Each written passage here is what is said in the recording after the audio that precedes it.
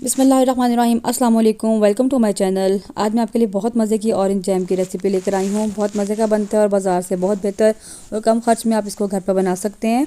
तो एक बार अगर आपने ये बना लिया तो मुझे उम्मीद है कि इंशाल्लाह आपको बाज़ार से जैम लेने की ज़रूरत नहीं पड़ेगी और आपको ये जैम बहुत पसंद आएगा। तो और मैं आपको बताऊंगी आपने इसको स्टोर कैसे करना है। तो चलिए बढ़ते हैं वीडियो की तरफ।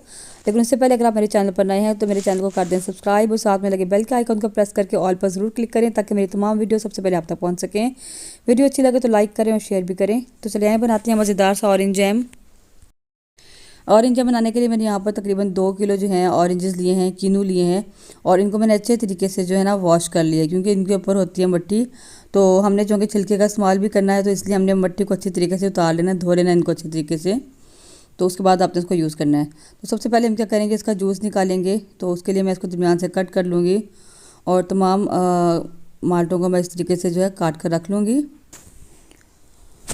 और इसका जूस हम निकाल लेंगे। और यहाँ पर 2 माल्टों को मैंने जो है सेपरेट कर दिया था, इनका हम पल्प यूज़ करेंगे।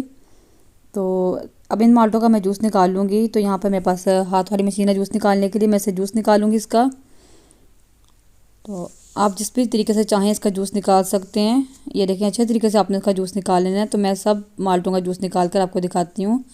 ये देखिए मैंने सब जूस माल्टों का जूस निकाल लिया। और यहाँ पर जो है इसका जो बीज है इसको हम ज़ाया नहीं करेंगे, इसको हम बाद में यूज़ करेंगे। तो इसको मैंने एक साइड पे प्लेट में डाल दिया और जूस को मैं जो है किसी छलनी की मदद से, स्ट्रेनर की मदद से मैं इसको स्ट्रेन कर लूँगी क्योंकि इसके अंदर मेरे जो है मशीन के सुराख बड़े थे तो अंदर बीज भी आ गए साथ में। तो ये छोटा जग मेरे पास ये जूस का हुआ था, इसको मैं साइड पे कर देती हूँ। और ये जो 2 किलो हमने बचाए थे इनको हम छील लेंगे और इसका हम पल्प इसमें जो है यूज़ करेंगे। बहुत मज़े का लगता है। वैसे ही स्टेप ऑप्शनल है, अगर आप चाहें तो आप ये डाल सकते हैं, लेकिन जब ये मुँह में चंक्स आते हैं इसके तो बहुत अच्छे लगते हैं और थोड़ा फ्लेवर भी इसका जो है इन्हेंस हो जाता है, बहुत अच्छा लगता है फ्लेवर इसका।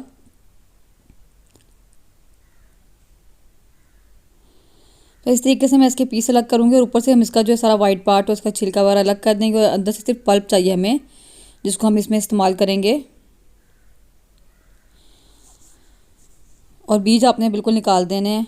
थोड़ी सी इसमें मेहनत लगती है ऑरेंज जैम बनने में, लेकिन ये कि आप एक दफ़ा मेहनत कर लें तो साल भर आप इस्तेमाल कर सकते हैं। और अगर आप कोई स्टेप भी मुश्किल लगता है तो आप इसको भी स्किप कर सकते हैं। ये देखिए इस तरीके से आप आगे से छुरी की मदद से इसको काटेंगे और साइडों से आपका छिलका आराम से उतर जाता है। तो इसको आप उतारेंगे और इस तरीके से 2-3 पीस इसके कर लें आप। और इस तरीके से ये देखें। तो मैं इसी तरह तमाम आल्टों के जो है अंदर से पल्प इनका अलग कर लूँगी। ये देखिए मैंने इसको अलग कर लिया पल्प इनका और इसको भी हम साइड पे कर देंगे। और अब क्या करेंगे, जो जितना जो हमने इनका जूस निकाला था कीनू का, माल्टे का, इसके अंदर जिसका गूदा था ये पल्प इसका, इसको हम छुरी की मदद से, सॉरी चम्मच की मदद से हम इसको सेपरेट कर लेंगे। और जिस प्लेट में हमने जो है ये बीज वगैरह निकाले थे उसी में हम साथ ही इसको डाल देंगे। तो यहाँ मैंने तमाम पल्प इसका बाहर निकाल लिया है और इसको मैं इसी प्लेट में डाल दूँगी। तो ये देखिए इसके अंदर कितना जूस है, अभी ऑलरेडी जूस मौजूद है इसके अंदर। अब मैं यहाँ पे 2 माल्टों के छिलके लूँगी। इसको हम जो ऊपर से इसका वाइट पार्ट जो है बिल्कुल अलग कर देंगे छुरी की मदद से। इसको हम बारीक बारीक काट के जूस के अंदर डालेंगे छिलके इसके। तो ये आप 2 माल्टों से ज़्यादा मत लीजिएगा क्योंकि इसके अंदर जो ना कड़वाहट आ जाती है बहुत ज़्यादा। तो यहाँ कम आप कर सकते हैं पर ज़्यादा मत लीजिएगा क्योंकि मैं 1 साल जैम बनाकर चेक कर चुकी हूँ तो वो मेरा सारा जैम जो है वो ज़ाया हो गया था क्योंकि मैंने इसको बहुत कोशिश की ठीक करने की, लेकिन वो बहुत ज़्यादा कड़वा हो गया था। क्योंकि मुझे छिलके बहुत पसंद हैं तो मैंने छिलके ज़्यादा डाल दिए। मेरा ख्याल था टेस्ट अच्छा हो जाएगा, लेकिन वो बजाय अच्छा होने के बहुत ज़्यादा जो है बिटर हो गया था, टेस्ट कड़वा हो गया था। तो बस आपने 2 छिलके ही डालने हैं माल्टों के इसके अंदर, से ज़्यादा आप मत डालिएगा। इसका तमाम वाइट पार्ट मैंने अलग कर लिया और इसको मैं बारीक बारीक जो है छुरी की मदद से काट लूँगी। आप इसको पिज़्ज़ा कटर की मदद से भी काट सकते हैं, मैं आपको वो भी काट के दिखाती हूँ। बहुत ईजीली आप उसे कट कर सकते हैं। इस तरीके से आप 2 छिलके इकट्ठे रखें और इनको इस तरीके से काट लें। ये देखिए पिज़्ज़ा कटर की मदद से हम इसको काट लेंगे इस तरह। जब मुंह में ये छिलके आते हैं तो बहुत अच्छा लगता है, लेकिन ज़्यादा छिलके जो है वो फिर आपके जैम को ख़राब कर देते हैं। ये देखिए इस तरीके से मैं सारे छिलके इसके बारीक बारीक इनको काट लूँगी। ये देखिए यहाँ पर हमने इनको इनकी कटिंग कर ली छिलकों की और ये इतने मेरे पास हुए थे। तो अभी हम मैंने एक बर्तन ले लिया है, थोड़ा बड़ा बर्तन लेना ताकि जब इसकी बॉइलिंग हो तो ये बाहर ना आए। तो इसमें मैं जूस डाल दूँगी और इसके अंदर हम ये छिलके जो हमने बारीक काटे थे इसको हम डाल देंगे।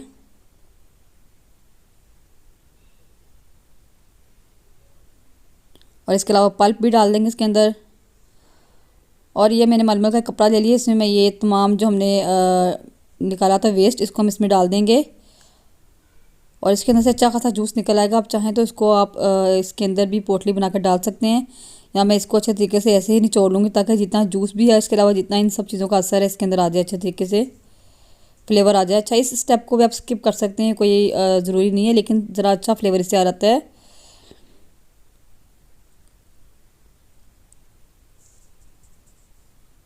आप सिंपल जूस के अंदर छिलके डाल के और आप इस तरह भी जैम बना सकते हैं अगर आपको मुश्किल लगता है तो, लेकिन आप इसको ट्राई ज़रूर करें रेसिपी को। ये देखिए, अब मैं इसको चूल्हे पे रख दूँगी। यहाँ मेरे पास 3 कप के आसपास चीनी थी, इसको मैं इसमें डाल दूँगी।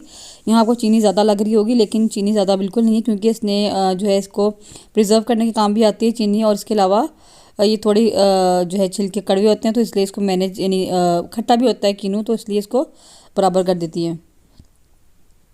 तो इसको हम अच्छे तरीके से पकाएंगे। इसकी बॉइलिंग स्टार्ट होती है तो मैं आपको दिखाती हूँ।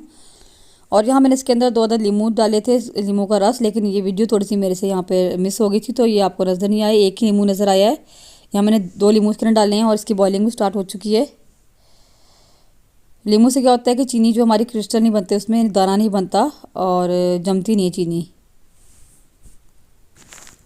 तो बॉइलिंग स्टार्ट होने के बाद हम इसको जो है 40 to 45 मिनट्स और पकाएंगे, तो आपका जैम जो है रेडी हो जाएगा। तो ये देखिए, यहाँ मैंने बड़ा बर्तन इसीलिए लिया था कि बॉइलिंग हो रही है तो ये बाहर नहीं आएगा, तो इसलिए बड़ा बर्तन लिया जाता है ताकि आपका जो है अंदर अंदर ही बॉईल होता रहे। तो देखिए, यहाँ जैम को पकते हुए तकरीबन 40 मिनट्स हो चुके हैं और मैं इसे पहले भी एक बार चेक कर चुकी हूँ, तो अभी रेडी नहीं हुआ था। तो यहाँ पर मैंने एक प्लेट ले लिया और अब मैं इसमें ये जैम को डालूँगी और इसको 10 से 15 मिनट के लिए फ्रिज में या फ्रीज़र में रख देंगे और चेक करेंगे कि ये जो है तैयार हुआ है कि नहीं। ये देखिए, मैंने प्लेट को फ्रिज से निकाला है। तो जब हम इसको एक साइड पे करेंगे तो जैम बहेगा नहीं, ये देखिए आप देख सकते हैं। उसके अलावा एक निशानी ये भी है, दरमियान में हमने उंगली लगाई है तो एक निशान बन गया है, तो इसका मतलब जैम रेडी है। इसकी कंसिस्टेंसी ऐसी होनी चाहिए। आपको ये भी जो है पतला लग रहा होगा, लेकिन ये बिल्कुल ठीक है, क्योंकि इसने भी ठंडा होना है, ठंडा होकर ये सख्त हो जाता है। तो अगर आपने इसको फ्रिज में रखना है तो फिर आपकी बिल्कुल इतनी ही होनी चाहिए कंसिस्टेंसी। अगर आपने इसको बाहर रखना है तो फिर आप इसको 5-10 मिनट और पका लें तो ये बिल्कुल ठीक हो जाएगा। तो मुझे चूँकि इसको फ्रिज में रखना था, मैंने इसको इतना ही पकाया है। अब मैं इसको ठंडा कर लूँगी थोड़ा सा नीम गर्म। ये देखिए, यहाँ पर मैंने इसको ठंडा कर लिया है, बहुत ज़्यादा ठंडा भी नहीं किया। तो मैं इसको जो है, ये मेरे पास बॉटल्स हैं, इनको मैंने अच्छी तरीके से धोकर और खुश्क कर लिए। आपकी बॉटल बिल्कुल ड्राई होनी चाहिए, तो इसमें मैं जैम को डाल लूँगी।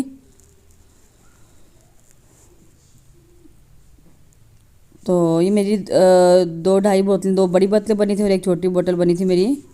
बहुत मज़े का लगता है, आप यकीन करें। मैं तो हर साल इसको बनाती हूँ और पूरा साल एंजॉय करती हूँ। तो बल्कि ये मुझे कम लग रहा था, मैं और बनाऊँगी अपने लिए। और इसमें ये जो पल्प डाला ना, ये जब मुंह में आता है ना इसके चंक्स, तो बहुत अच्छा लगता है, इसका टेस्ट बहुत मज़े का लगता है।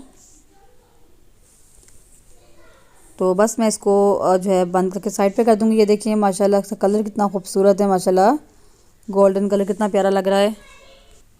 तो बाज़ार से बहुत बेहतर आप इसको घर पे बनाएं और उसको एंजॉय करें, और साफ़ सुथरा है और कम जो है ख़र्च में आप इसको घर पे बना सकते हैं। तो ये जो बाकी का जैम है इसको मैं बताती हूँ कि आपने कैसे स्टोर करना है। ये मेरे पास केमिकल है सोडियम बेंजोएट के नाम से, 1/4 टीस्पून से भी कम है। ये तमाम जितनी कोल्ड ड्रिंक्स होती हैं, केचप होती है और जितनी अचार और चटनियाँ होती हैं, उन सब में ये डलता है। ये प्रिजर्वेटिव होता है, कोई नुकसान नहीं इसका। बिल्कुल थोड़ा सा आपने 1/4 टीस्पून से भी कम आपने इसमें डालना है। और आपको जो है जैम गर्म होना चाहिए, नीम गर्म या थोड़ा सा गर्म। और अगर गर्म नहीं होगा तो आप इसको एक बार गर्म कर लें और अच्छे तरीके से इसको मिक्स कर लें, क्योंकि जब ये गर्म होगा जैम तो उसमें अच्छे तरीके से हल हो जाएगा, वरना ये इसके ज़र्रे ऐसे ही रहेंगे। तो मैं इसको अच्छे तरीके से मिक्स कर लूँगी ताकि तमाम ज़र्रे इसके इसमें मिक्स हो जाएं। तो वैसे तो ये जैम बिल्कुल ख़राब नहीं होता, फ्रिज में रख कर तो बिल्कुल नहीं होता, लेकिन मैं एहतियातन फिर भी इसमें हर साल इसमें दवाई भी डाल देती हूँ। एक बोतल जो मैं वैसे ही रहने देती हूँ बगैर दवाई के, और बाकी जो बॉटल्स होती है उसमें डाल लेती हूँ, ताकि जो है अगर बिलफर्ज अगर देर भी हो जाए, इसको यूज़ करने में देर तक पड़ा रहे, ख़राब ना हो। तो मैं पूरा साल इसको ईज़िली इस्तेमाल करती हूँ। आप ये दवाई डालना चाहें तो डाल सकते हैं, स्किप करना चाहें तो स्किप भी कर सकते हैं, तो ये कोई ज़रूरी नहीं है। तो इसके बगैर भी बिल्कुल ख़राब नहीं होगा। 2-3 महीने तो आपके ख़ास तौर पे इजीली 3-4 महीने गुजर जाते हैं। तो ये देखें, ये जो है एक छोटी बोतल में से एक और भर लूँगी, और इतने जैम से मेरी तकरीबन 2 बड़ी शीशियाँ और एक छोटी शीशी मेरी बनी थी। तो अच्छा, ये ठंडा हो जाएगा तो उसके बाद मैं आपको जो है ना इसको मैं लगा कर ब्रेड पर दिखाऊंगी, और इसको इन शीशों को मैं साइड पे कर दूँगी, केमिकल्स वाली इनको मैं बाद में यूज़ करूँगी। वैसे आप इसको फ़ौरन भी यूज़ कर सकते हैं, कोई हर्ज नहीं है। ये देखिए माशाल्लाह ऑरेंज के जो छिलके नज़र आ रहे हैं कितने अच्छे लग रहे हैं। तो मैं यहाँ पे आपको इसको ब्रेड पर लगा के दिखाती हूँ। ये देखें यहाँ पर जैम ठंडा हो गया था अच्छे तरीके से, और इसको हमने तकरीबन 5-6 घंटे के लिए छोड़ देना है ताकि सेट हो जाए अच्छे से, ठीक है। तो ये देखें इसकी कंसिस्टेंसी ऐसी है, और अगर आप इसको फ्रिज में रखेंगे थोड़ा और गाढ़ा हो जाएगा। तो इसलिए आपने जो है ये नहीं कहना कि पतला लग रहा है आपको, ये ठंडा होने के बाद गाढ़ा हो जाता है काफ़ी।